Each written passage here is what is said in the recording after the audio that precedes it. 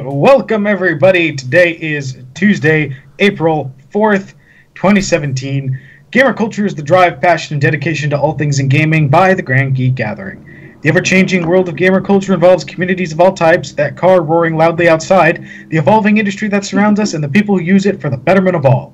Now, on to Character Select. Today, we have a Wildcard and a Bookworm. Hello, my friends. Hi. No Squeaky today, as she's working late. She will be remembered. A sad moment for our friend. Moment of silence. Moment's over. Anyway, out making money right now. Yeah, what's that about? While we sit here and talk for your amusement, for free. No one's amusement. Our own amusement, really. Yeah. No one else is amused by this. Today's topic, we're going to be talking about scammers and getting scammed and people, and so a little bit of the Switch, which also is going to tie into being scammed. Quick question for either of you guys, and I'm trying to think of my own answer. Have either of you guys ever been caught in like a really bad scam? I've had my World of Warcraft account hacked a couple times. Same. Go on. Does that count? I mean, yeah, I count it. What did they do? Oh yeah. What'd they do? Oh, I just logged in one day and found my character naked with no gold. Oh. It sounds about right. That's the hacker MO. It's actually... First time I did it, I actually had to put in a ticket to Blizzard, and talk to someone, and I got all my stuff back. No problem. Second time that happened, Blizzard completely automated the process. So... It happens all the time. Yeah. It's funny. I've got... go ahead, and then I'll say mine, because mine's similar to cards, but different. I actually have never been involved in like a major scam. I've never been hacked.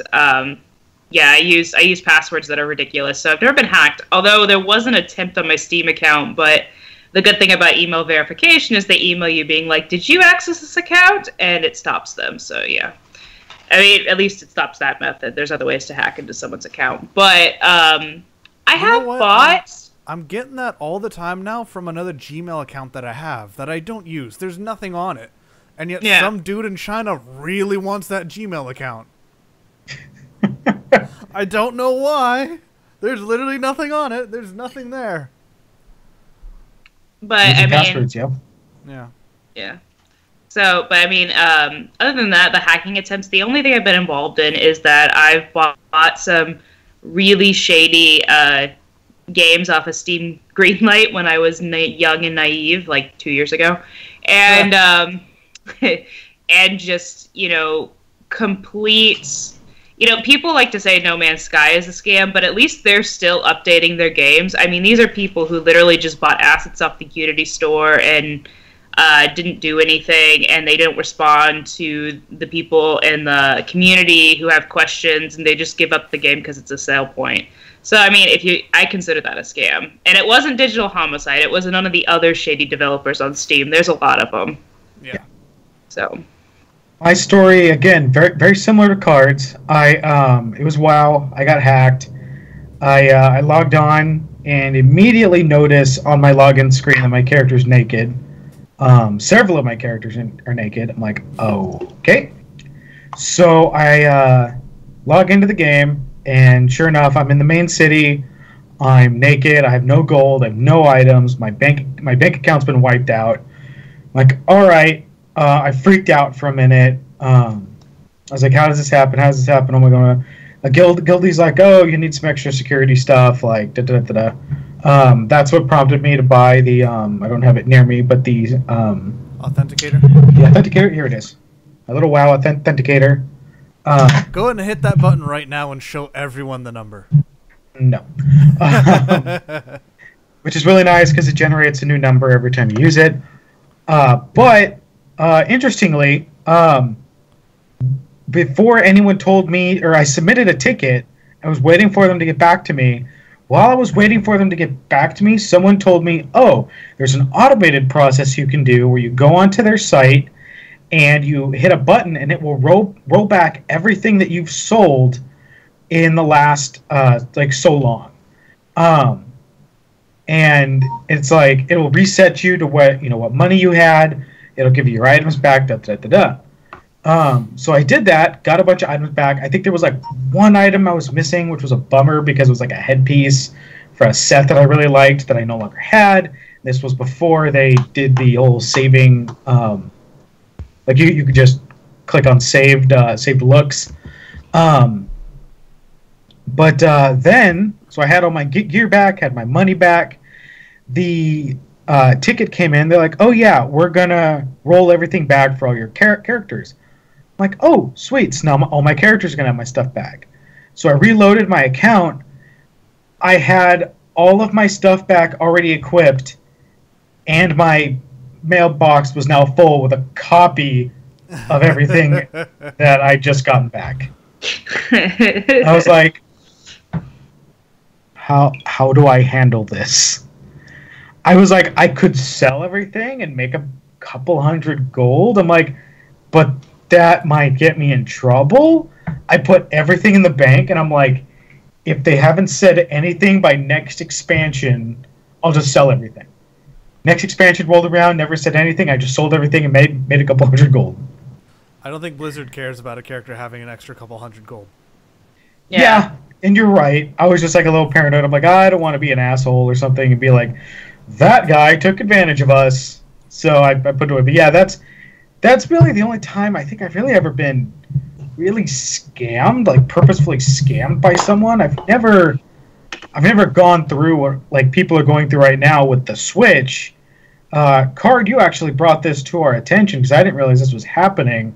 So why don't you go into it? Oh yes, apparently Amazon is having a huge problem with Switch scammers right now.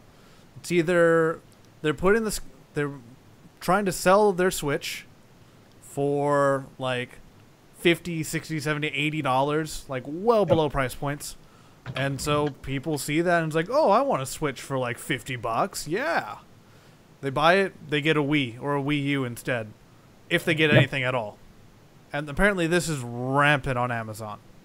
Oh yeah. You're getting a lot of people right now that are buying Switches on Amazon. The seller puts the ship date way out, so by the time it's scheduled to ship and arrive, they've already got the money and peace out. And there is a way you can still get a refund from that, but most people aren't going to fight for it. Basically, you have to contact Amazon, and it's a whole ordeal, because I've done it before. And they will eventually give you your refund, but you just basically have to prove a lot more shit. Well, a lot of that time, that money's out of Amazon's pocket, right? Yeah. So yeah, the guy's still getting away with your money. Oh yeah, the guy is still getting away with it. The scammer still gets away with it, but you can't get your money back. But in general, like, I know these people are hopeful. They're like, oh my god, it's the Switch for $50. Nobody who actually cares about their product is going to sell for $50 right now. Yeah. This is a current gen console. It just came out a couple weeks ago. This thing isn't going to be $50 for another 10 years. Yeah, I mean, this... And also, people are desperate because of, you know, how Nintendo is with shipping and, like, making sure everything is stocked. God, remember I was just reading a story about the NES Classic that they put out. Mm-hmm. People lining up. There was like, God, was it? I think IGN or someone was saying, or Kotaku. And you couldn't pre-order that. You could not pre-order that. At least with the Switch, you could pre-order your copy months in advance, and you would still have it. Because they didn't really put a limit on pre-orders, because they were kind of like... And I know that nobody likes pre-orders, but, I mean, at least you could do that, and you would guarantee you were getting a console. With the NES Classic, you couldn't do that. Yeah, well, these people were going out to lines, and there's like 20 people in line, and they have 5 consoles. Mm-hmm. Or they went to a midnight release where there was 6 people in line, they had 5 units. That's... What? Like... What? Who gives a distributor only 5 units? Someone at Nintendo, some person in a suit who had never touched a video game in their lives must have thought the only people who are going to want this are collectors, are like people who really want this for a collection. We're going to do them a solid. We're going to, send a couple units to stores. A couple people are going to pick it up. That's going to be it. I don't think they realize like people would eat this thing up to get a chance at it. That, or they purposefully wanted to create scarcity. They wanted people to eat this thing up, and like they put it out and it's gone. It's probably a mixture of both. Yeah, that's what they did. That's what they did with the amiibos. It could be a marketing thing where someone was scared that if they put out their old consoles, no one's going to buy their new ones and think like, oh, we're going to cut into our own market. That's the only theory I could come up with. But it's still ridiculous. Like, buying a Nintendo, buying the NES Classic, that's not gonna cut into your market. Like, I can't even formulate the thoughts correctly because it's so ridiculous. I mean, with consoles, it at least makes sense what the scarcity is about. They're not doing it on purpose, because it happens with PlayStation 4, it happened with Xbox One, not as much with Xbox One, but definitely happened with PlayStation 4, and it was because they literally just sent out as much copies as they had in production, and they were like, that's all we got right now, because we have no idea how popular this is going to be. We didn't want to overdo it.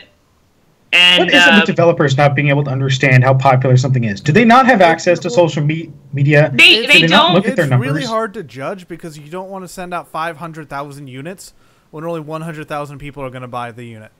They learned their lesson from the collapse in the 80s, because essentially that's part of the reason why the video game industry collapsed back then. Because literally, I mean, look at the ET. They produced more copies than systems that people owned. That's true. Yeah. Because they expected that game to sell the system. So to this day, developers and production companies are still very concerned about producing more than they should, which is a part of the problem. And I understand that, and that's good business, but oh yeah, it just sucks. It sucks. The NES Classic had no excuse. They should have known how many people use emulators to play their games. How many people would want that? Because that's the whole NES library, except for maybe a few obscure titles. That's another scam going around right now with the Switch. Is there are supposedly Switch emulators going around for your PC and your Mac, and when you download them, all they are is a survey which generates revenue for whoever the survey is, for whoever has ads on the survey, and then you don't actually get an emulator, or worse, you get malware. Yeah, that happens with everything. I've seen that happen in the emulator. So beware with that shit. Just don't bother. There is no emulator for the Switch right now. There is an emulator for the Wii U. Yeah. And right now, the only games that are coming out are also on the Wii U. So if you really need to emulate that bad, I'm not encouraging it, but I'm just saying don't try to do a Switch emulator. Yeah. You're not missing anything. Everything else is on the Wii U. Yeah. So. I mean, the only decent game right now for the Switch is Zelda. Isn't that really the only game? You've got, did Yooka-Laylee come out today? No, it comes out next week. The reviewers all got their copies today. Right, okay. Yooka-Laylee's out for reviewers. It's coming out next week. We've got 1-2 Switch, which is whatever. It's a little mini party game. It's a party game. Yeah. I'm waiting for ARMS to come out. ARMS looks fun, but ARMS looks really shallow to me. It looks really shallow. Like, I mean, it's another party game. Yeah. Party games are, they're meant to have fun with a large group of people. They're supposed to be shallow. But that doesn't mean they're not fun. Snipper Clips, apparently. I'm looking it up right now. It is a action puzzle game. Paper pals snip and clip, which cut each other up to overcome tricky obstacles. Oh my. I hope they're okay. What? I mean, and they've also released a bunch of stuff that if you didn't already have it for another console, you might want to consider buying. Like, they just released, like, Binding of Isaac, which does have its own fan following. They released a few stuff like that. They're gonna release Mario Kart 8. Splatoon. So I mean, they're just rolling things out slowly. But yeah, the only new title that actually is any really good is Breath of the Wild. Which, to be honest, if you do everything in that game, you're probably gonna be playing for a good couple of months. It's a long game. Yeah, I mean, unless you're those people who dedicate every waking hour to it, like I did with God of War 3, but beat it in 8 hours. Yeah, no, you're right. They're slow burning it right now. There's not much out for it anyway, but get your Legend of Zelda, sit down, play, and shut up. Back to scammers. We took a long tangent. That's okay. Yeah, it's fine. So I mean, with scams, there's a lot of scams out these days, especially over on Steam. Steam's a big burning ground for scams and games that don't fully deliver. They're working on fixing that, so it's not like that anymore. They are. It's still. I still wouldn't call it fixed. I know. What is it? Total Biscuit, Jimquisition, and or Jim Sterling, and Total Biscuit's wife Jenna. They recently did a Total Biscuit put out a video about how they went to Valve and they sat down with them and they kind of went over like how to make these systems better. And they had some interesting thoughts, but you know how Valve is looking at games that are basically just blatant ripoffs that don't work and are there to just rip people off, and how they classify them as fake games. Mm-hmm. So what would you guys classify? I know we discussed this a bit on the Messenger, a scam game versus just a game that doesn't deliver. I know, and shameless plug, I actually wrote about Steam Greenlight a couple months ago. Back in December, I wrote an article about Kickstarter and Steam Greenlight. And, you know, they just now implemented where your first few pictures on Steam have to be from the actual game. It can't be concept art. Like, yeah. I hate to use the current year thing, but, you know, this has been going on for a while, and in 2016, late 2016, 2017, you just now implemented that rule. Because that was a large part of how all these scammers kept getting their games greenlit. They'd put up this really neat concept art along with this really good pitch, and people would fall for it. And then you get the game, and it would be all Unity assets. And the bare-boned game that you could basically buy off of Unity. In Steam's defense, I'm pretty sure that's a problem they never thought they would have to make a fix to. It's true, but I feel like because, I mean, if you go back and watch Total Biscuit and, you know, Jim Sterling videos, this is a problem that's been going on for years. They had to be aware it was happening. They waited a long time to address it. I mean, Jim had to deal with Digital Homicide and covering their game. Oh, God, what was it? Killer something? Slaughtering Grounds. Slaughtering Grounds? Was that what it? Grounds. Yeah. With Slaughtering Grounds, which was literally just like a bunch of assets from other games. My favorite was when he showed the blood splatter. That was literally just like a really bad Photoshop of like a splatter of blood that they obviously pulled from Google image search. Yeah. You could still see the white outline that they didn't completely cut out. That was terrible. God, what was the one that Total Biscuit did? Day One Gary's Incident? Day One Gary's Incident. Yeah, Gary's Incident, which was just garbage and didn't work right and looked like a piece of shit. He got in trouble for that one for a little while.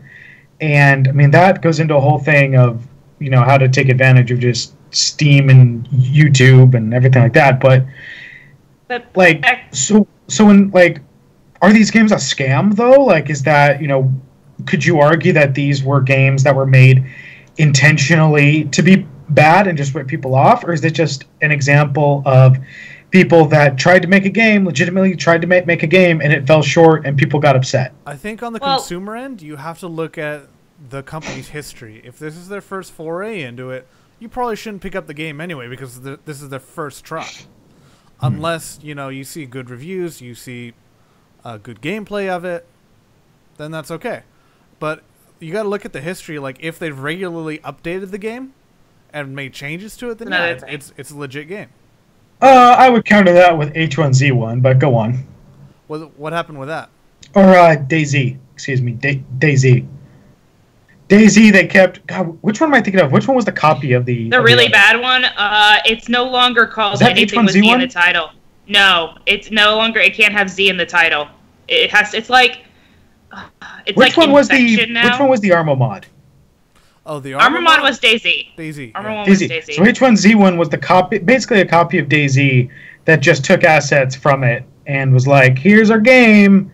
It's original, yo. Give us your manies." And it was like, no, bro, Did bad. They regularly update it with bug fixes and new content? They regularly updated it. It just consistently got worse.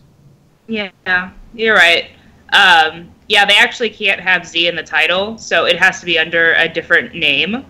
Yeah, so that's from what I learned anymore. It still is, but it's under the name like Infestation or Infection or something like. It's something very stupid. But my linking back. Hello. Linking. Yeah. Oh, sorry. We had an interesting note in our chat. The difference between a scam and a disappointment. would you consider No Man's Sky a scam or a disappointment? Because they promised the world, and they had all these promises that they kept delivering us, saying it's going to have this, it's going to have that. 15 quintillion worlds. No Man's Sky is not a scam. And I know that's going to make some people are going to disagree with me and they might be angry, but it's not. It's a disappointment. And the reason is, as bad as their PR team was when people found out it wasn't the game they wanted, they actually do now. They have some community outreach, and they are still updating the title, and they actually have put in several of the features that weren't available at launch. What I think they were is they were a new game company that was very new to the industry, and they had a guy presenting who made all these promises like Peter Molyneux does occasionally. Okay. Only Molyneux.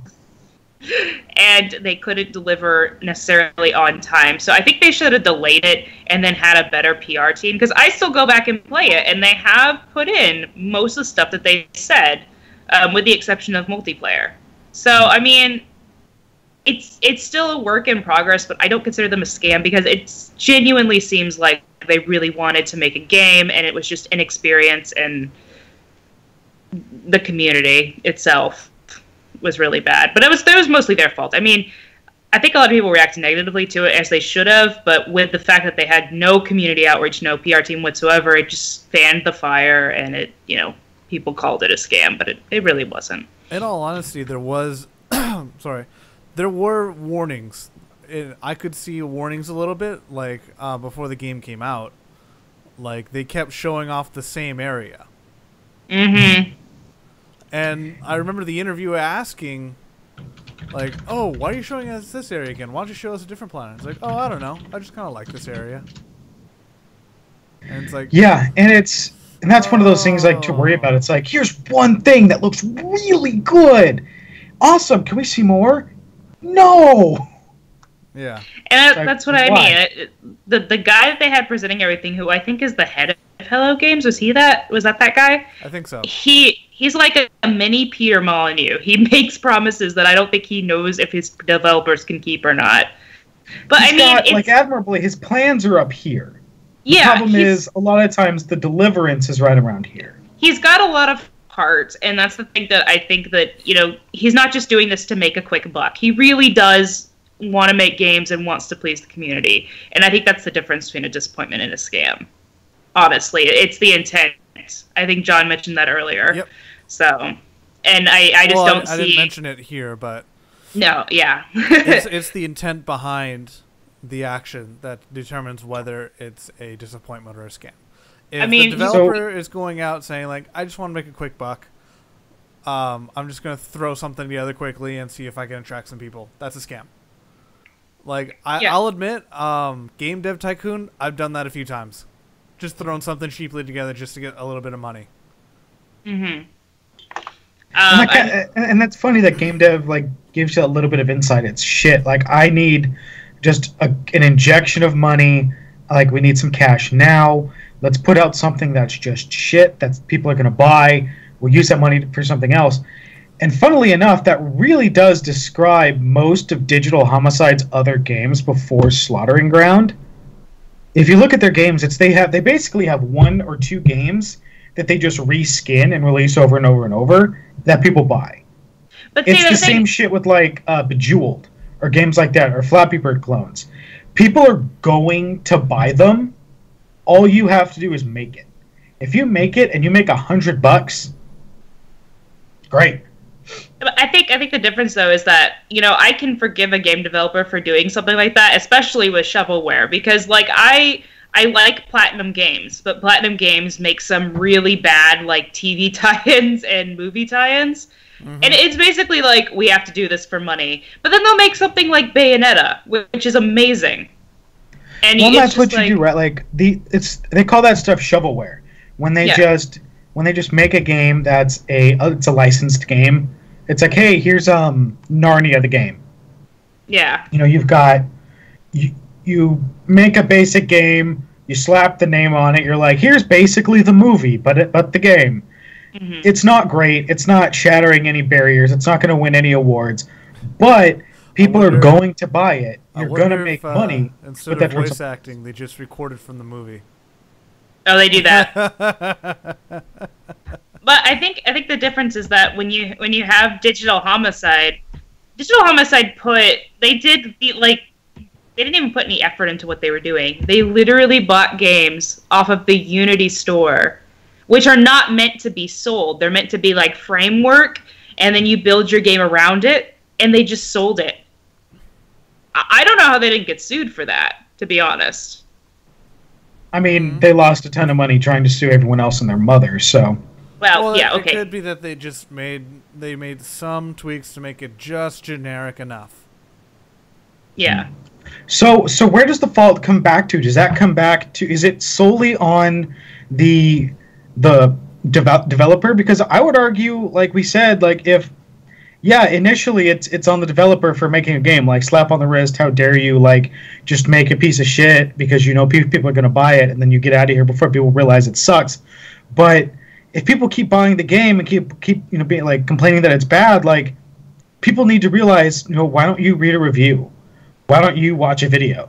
Why don't you wait to see if a game's any good? Like, everyone bought No Man's Sky as soon as they had a chance, and then realized it didn't deliver. If you'd been smart and held off on for a week, and went out and bought the game, or waited till you bought the game before you went out and bought it, you would have been able to see, oh, well, a lot of that stuff that we were promised isn't there. Like, I'm not going to buy this anymore. Yeah, we all here make the we say don't, hashtag no pre-orders, and then every other week we're like, guys, I pre-ordered a game. We're in pre-order anonymous because we keep doing it, even though we're like, I don't want to do this. Well, we're also trying to get ourselves into a space where that is a responsibility or a job for us to be able to buy a game and then talk about it and let people know. I would love to be able to say, oh yeah, people come to Gamerkulture to get their, to get opinions on stuff, and say like, oh, should I get this thing? Let me look up what. Wildcard or Squeaky or Kumar or Bookworm have to say on it. Don't buy it. It's bad. Every game is bad. No good games exist. But no, I know what you're saying, and also a lot of times a lot of developers go for the knee-jerk reaction of I must buy this now. Like, just look around on Facebook of all the fake Chinese games that show off a little TNA. And it's like, buy this game because there's a hot chick on the cover. Oh, there's boobies I must have. Yeah. I have to say, we all know that Steam does those playthrough stories that are basically just, titty simulators. So are you talking about visual novels? Yeah, visual novels. Thank you. I couldn't think of the word, but visual novels that are just, titty simulators. That's what they are. I mean, it's kind of like... People buy them. Yeah, and they absolutely do. I don't get it.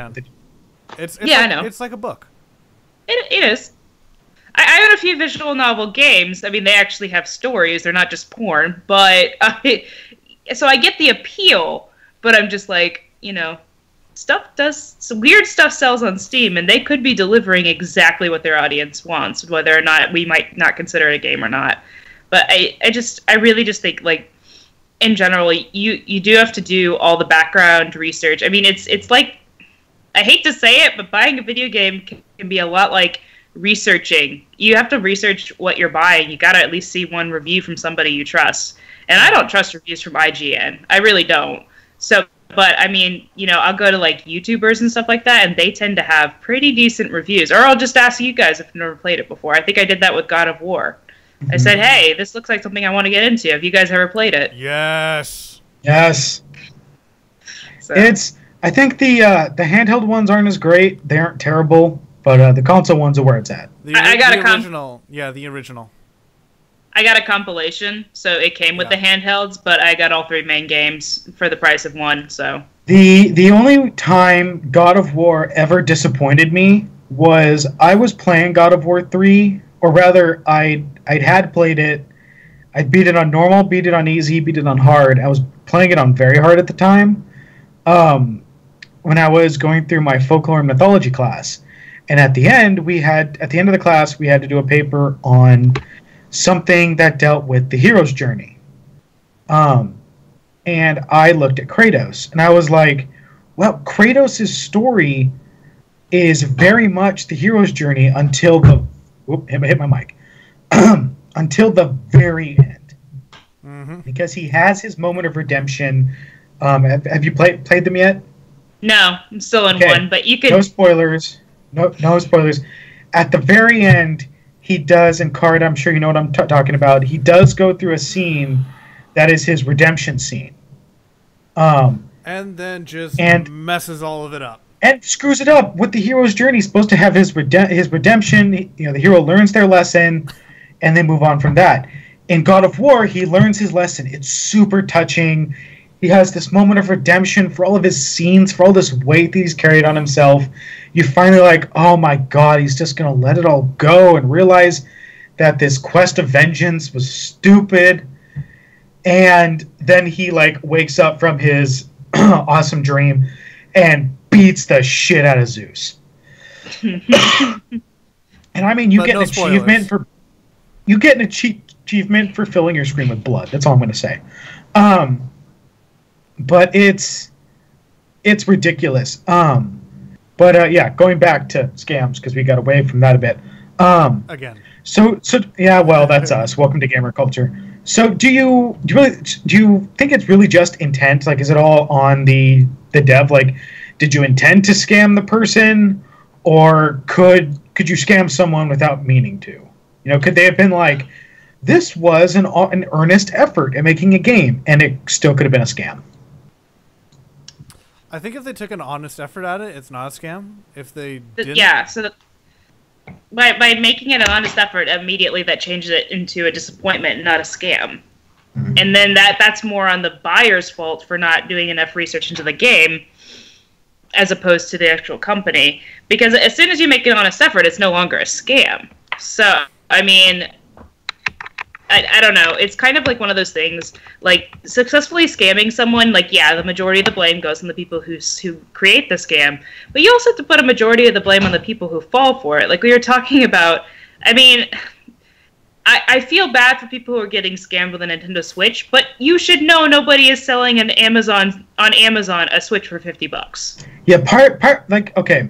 I hate to say it because obviously the majority of the blame falls on people pulling the scam. You would love to say this. It's a lot on the people's fault. Yeah. It really is.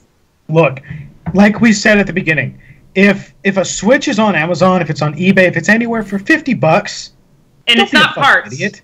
And it's not parts. Yeah, and it's not parts. It's the full thing. Someone's like, I've got a brand new Switch out of the box. I'm going to sell it to you for $50 because I'm a good guy. It's going to be on, it's going to be on the cheap because I know it's going to push these units. Unless the dude is trying to sell several hundred of them, and he's an idiot, no one's going to sell you one for $50. It's your own fucking fault because you bought a Switch for $80. I'm sorry. You're an idiot if you thought that was going to work. If you thought that was going to pan out and someone was going to take your $80 and give you a Switch. He's going to take your $80. He's going to take the $80 he's going to get from 100 other morons, and he's going to run away to the bank because derp, there's a sucker born every minute. That's true. I mean, and yeah, I'll be quite honest, because I work in forensics, so I hear a lot of law enforcement stories, and there's scammers pretty much every day. Somebody's going to call about a scammer, and the unfortunate thing is it's mostly old people who don't understand technology, which that's just wrong. But because they're not even dumb, they just don't understand. Yeah. But then you get these people who are like our age, and they fall for the Nigerian prince scam, and you're just like, if you're still falling for the Nigerian prince scam, and you're not over the age of 70, yeah, and you're not over the age of 70, yeah, you deserve to lose the money. I'm sorry, that thing's a meme now. You deserve it. I'm sorry if you've lost money to Nigerian princes and you're around, if you're 20s, 30s, you deserve it. Yeah. But he said he'd get me the money back. He lied, Card. I'm sorry to tell you. And then, like, you have all these people, like, I get an email every day from my school, not every day, but, like, every week, about, like, we will never ask for your information. It's my school. Or it's my bank. And they'll be like, we'll never ask for your information in an email. Do not send your information in an email. And they send this every week. And I'm like, they got to be sending this every week because somebody keeps doing it. And then they have to call in and be like, my school account got hacked. And it's like, well, moron, when, someone from, the Middle East calls and says, we need your password for your school account, maybe double check. Yeah, and I know that we were talking about video games, but really, I think this applies to everything, even video game scams. It really does. I'm not saying the people who do it shouldn't be punished, because they should, but if you get fooled by a scammer and it's not like an ingenious one, like the people who accidentally install malware and they're like, hey, we've encrypted your laptop and we're not going to give it back unless you give us $300, which is a genius scam. It can happen to anybody, to be honest. And it's not something like that. It's something where you actually have to fall for it. Then yeah, some of the blame ends up back on you. A lot of it does. That doesn't mean they shouldn't be punished, but you need to educate yourself about scams and stop falling for them. Yeah, there's a lot of ways to scam people these days, so it's good to be educated. There's a neat one going around that's like, you pick up the phone and it's, hello, it's like, oh, can you hear me? And then it's like, oh, you get a fabulous cruise for free because you recently stayed at one of our places and blah, blah, blah, blah, blah, blah, blah. And all they want is for you to say yes so they can record your yes. Yeah. Yep. Yeah, that's one going around. That one actually tried to get me the other day. I was out getting gas, and they try to be really sneaky because what they do is, now, number one, that's a recording. But what they do is you answer it, and I'm like, hello? Hello? And then you hear like a fumbling, and it's like, oh, hi, sorry. I had a problem with my headset. You recently stayed at one of our Disneyland Hotel. And I'm just like sitting there smiling, and I'm just like, see, the good thing about those scams is they have to introduce themselves before they say, can you hear me? And I just hear them because I get calls from people that I actually have to answer that aren't scammers. So I'll at least listen and they'll be like, hi, I'm from random mortgage company when I don't own a house. Or hi, I'm from this bank you don't have a credit card in. Or hi, I'm from some hotel you stayed at that you really haven't stayed at. And as soon as they say that, I hang up because I'm like, I got no time for this bullshit. Yeah. All right. Yep. We are almost out of time. Any final words? Be really careful out there, like especially for video games. We're a video game cast, so remember, if you're on Steam and you see a game that doesn't have a lot of reviews, that doesn't have a lot of coverage about it, do some research, do your homework, try and find out what people are saying about this game. Don't just blindly trust that a game is trustworthy just because it's on Steam. Because even though they're starting to find ways to wheel these things out, there's still a lot of stinkers out there. And be careful of what you're buying. Be careful where you're putting your information, because there's a lot of people out there who are trying to take advantage of ignorance. Yeah, in general, I would agree. Be careful with your information. Do some educate yourself on some famous internet scams or the ones that are currently going on right now. Just so you can protect yourself, because there's a new one every week. And also, the Steam thing is no longer limited to Steam. There's been some very questionable games on the PSN lately. I don't know if it's a drop in quality or what, but, I mean, there's been a few that are just like, you don't know how it got on there. Let's be real, the PSN doesn't have great games anyway, especially their free stuff. It doesn't, but there was a game that actually got taken off recently, well, a few months ago, because they were using assets from other games. And yeah, and then, but I mean, it was Soul Brain Night of Darkness. Never heard of that. I'll look that up. You can look it up, but basically they were using assets from other games. And then there's also, I think it was Life of Black Tiger, which it wasn't stealing assets, but it was like terrible, is the best way to describe it. And they somehow got a feature on PlayStation for some reason. I don't know. It's very complicated. But just be careful with any game market you're buying, and even a hard, disc copy games. Always read reviews. I don't trust a lot of the big reviewers, so I go to YouTube or I go to GK. Shameless plug. Yay! and just, go through a couple of reviews, because even though there's always going to be one review that says this game is terrible, you always have to look at your majority of your reviews and where they're going. Because there's a lot of shit out there. Yep. Then I just have a few simple words for the last thing. If it's too good to be true, it probably is. Yeah. Yeah. True that. There's no good deals, really.